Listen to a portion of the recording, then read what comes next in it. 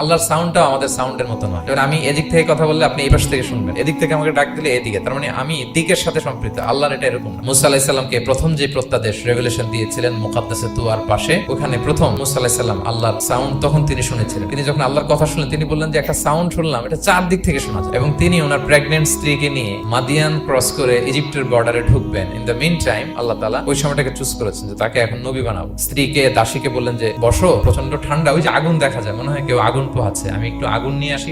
আগুনের কাছে যেয়ে দেখে সামনে যত যায় আগুন তত পেছায়। এবং আগুনটা সাধারণ আগুন না, একটা গাছ থেকে আগুন বেরোচ্ছে, কিন্তু ওই গাছের পাতা জ্বলে না, ডাল জ্বলে না, কিছুই হয় না। আসলে এটা আগুন না, এটা আল্লাহর নূর। আল্লাহর নূর সেখানে ফোকাস দেয়া হয়েছে। তো আল্লাহ তখন মুসা আলাইহিস সালামকে প্রত্যাদেশ করলেন যে ইন্নানি আনাল্লাহ লা ইলাহা ইল্লা আনা ফা'বুদনি, আমি আল্লাহ, ফা'বুদনি, আমার ইবাদত করো, ওয়া আকিমিস সালাতা লিযিকরি। আমরা ভুল করে অনেক সময় এরকম অবান্তর প্রশ্নগুলো করি। তো কোশ্চিন কালেও আপনি সৃষ্টির সাথে স্রষ্টাকে মিলাবেন না।